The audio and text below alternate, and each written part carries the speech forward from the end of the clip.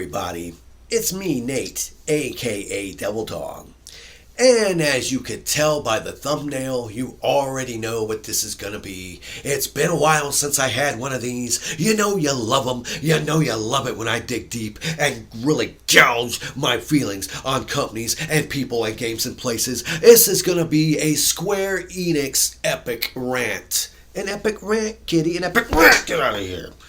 This is involving how I feel that the company of Square-Enix has turned into the next form of Blizzard Activision in terms of their ignorance, their stupidity, their overall corporate greed. A massive mega corporate conglomerate, and all they want is money, money, money, money, money. Now, don't get me wrong. I understand when you run a business, you want to fundamentally focus on making profits. That's the whole point of having a business. You don't have a business because you actually like a product. No, you have a business so you can make money off that product. That's what everything actually is. You may start out as a mom and pop place, and you make a product that you put your heart and soul and your love into, but the fact of the matter is once you get to a certain point in life, all you want to do is pump these things out and make massive profits, especially when you're a big mega conglomerate and big conglomerate like the Square Enix company with all their shareholders, and all they want is more profit, profit, profit. Now, this started quite a while back, actually, when they started coming out with their shitty little fake-ass cell phone games that were nothing but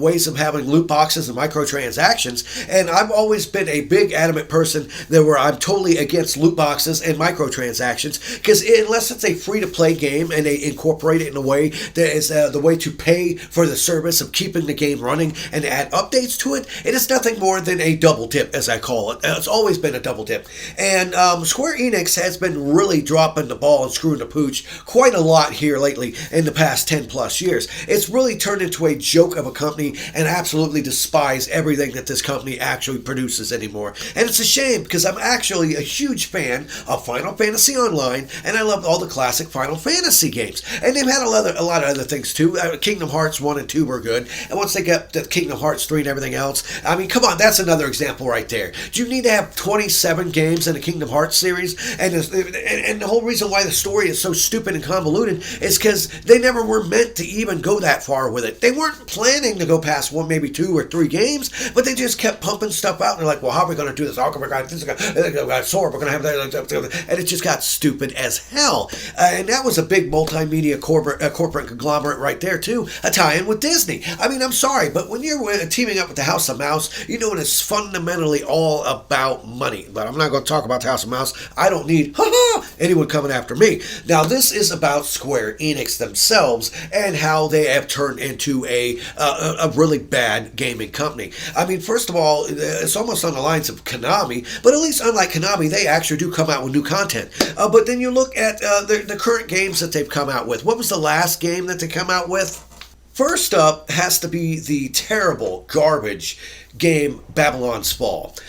This seemed like nothing more than an upscaled cell phone game that had microtransactions and all this other crap in it, pay-to-win crap with all kinds of different monetary ways of purchasing and adding stuff into it. And it actually shows, because the problem is the company that made this, Platinum Games, I think it was, they're known for making games like Bayonetta and stuff like that, so they know how to make good quality games. And the problem is I don't really blame the programmers and the developers of the game itself. I blame the upper management that keeps tapping them on the hand and go, hey, we want you to make it more like a gotcha style game. Hey, we want you to make it more like this. Make it to where it's the most boring ass bland game. Make it to where it has all these different currencies in it. Make it to where we could shoehorn in all these pay to win mechanics that just bunny grubbing crap, and then you wrap it around in a shell of a total shit heel crappy garbage turd sandwich game. It looks like crap. It plays like crap. You play 2 seconds of that game and you've already played the whole damn game. I swear the water looks like a Gatorade that has cream dumped in it. It's terrible. Don't play the game. Don't ever play Babylon Spall. It's actually, I think, going to be game of the year for being the worst game. On top of that, it focuses heavily on being an online multiplayer game, right? And then it has the worst online netcode I've ever seen in existence. It's total abysmal. You can tell it was a haphazard slapdash thing that they forced the company Platinum Games to come out with as just a money laundering scheme.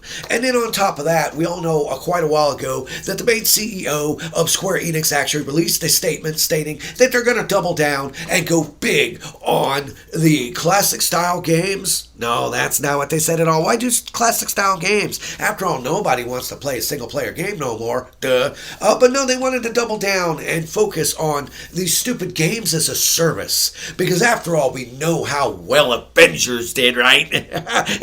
Come on, really? They want to focus on more games as a service, basically, so they can add more microtransactions, make more money, make you have a season pass, make you have a battle pass, and all this other crap. And then they want to focus heavily on NFTs. NFTs, no fucking thanks. That's what NFTs are. NFTs and the blockchain. I'm so tired of hearing this in games. NFTs suck. And you people out there are stupid. And that's the problem with it. It's a minority of you, not a majority, that buy this stupid fucking things. But the thing of the matter is, if you have, say, 50 people that all pay $5 to buy a stupid fucking, CGI character screenshot as an NFT, that's still extra money in their pocket that they don't deserve because they're not making a product. They're forcing you to do this stupid crap like a pyramid scheme. NFTs are just a money laundering scheme. And as soon as people wake up and stop falling for this shit, they might actually shoehorn it out of the games. But that's not going to happen because they're saying, focusing heavily on NFTs, microtransactions, all kinds of additions to games, multi-currency games, and gacha games. And I think the newest one that just threw me for a loop, just the other day, there was a guy at work, I'm on my break, and I hear a classic song. It reminds me of the Chocobo song. I'm like, hey, it's Chocobo's song. I go look, and I'm like, Chocobo Grand Prix Racing. What the hell is that? Cell phone game. I'm looking at it going, you know what? This looks good. It looks like it plays good. It looks like a fundamentally good game. And then all of a sudden it popped up an ad. And then it popped up another ad. Then it popped up another ad. Then it said, hey, you can unlock Cloud if you get 800 of these or pay us real money now. And I'm like, wait, okay, is this a free game? No, it's not a free game. Sure, they have a free game that's called Chocobo GP Grand Racing Lite that you can play that's basically nothing but ads and a little short taste of the game that just get you hooked. But they actually charge $50 to $60 for this game, for a cell phone game, a fucking cell phone game. And that would be bad enough, but it reminded me of that Mario game not that long ago. And that's really what this is. This is just like that Mario racing game. But it actually played great and looked great. And I'm thinking about it, it's like, wow, this looks decent. And I realized there's 8 different currencies in the game. As soon as you see more than 2 currencies, you know right there, okay, that's not good. But when you see 8 fucking currencies in a game, you know that's nothing but a money-making scheme just to suck money from people. And the problem is this game looks like something a little kid would play. It looks like something that's adorable and cute with the sound effects and the character models, chibly-headed cute little creatures, and you're like, this is obviously designed for little kids to play.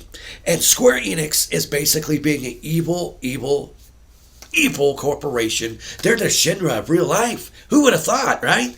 Basically, you can tell they made this game for little kids, and little kids get a hold of mommy and daddy's credit card, and they start buying shit, and that's how this happens. It's the same as people that have all these addiction issues and mental health issues with gambling and NFTs and random loot boxes and stuff, and this is just doing nothing but making things worse for games. It's taking away the aspect of games being video games, and they're going towards this crap now where it's more like games as a service or play to pray to make the game better. You play the game, you give us more money, and we won't make a good game. Why spend millions of dollars on making a good game when we could just make a stupid ass cell phone game, and you stupid people will pick up your cell phone game and you'll buy it for $5 and you're like, oh, it's a $5 game, that's not that much. Ooh, look, a skin, $1 for a skin, I'll buy $1 there, and then you have a million people that buy $1 skin, and that's $1 million extra for a game that ain't even worth $10.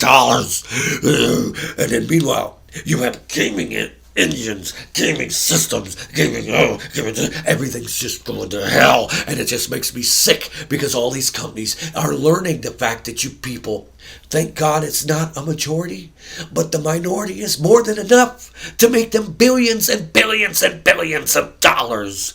Just like Grand Theft Auto 6. Where is it? Where's Grand Theft Auto 6? Why make Grand Theft Auto 6 when we can make Grand Theft Auto 5, Ultimate Uber, Kentucky, PS5 and Xbox Series X versions and make more money off the online mode with shark cards. And that's what just bothers and pisses the hell out of me, is this is just keep getting worse. And I can't believe I can say this. Every gaming company that I know, for the most part, has turned to the dark side. And now it's Square Enix. They have indeed become Shinra. And all I can say is, fuck you, Square Enix.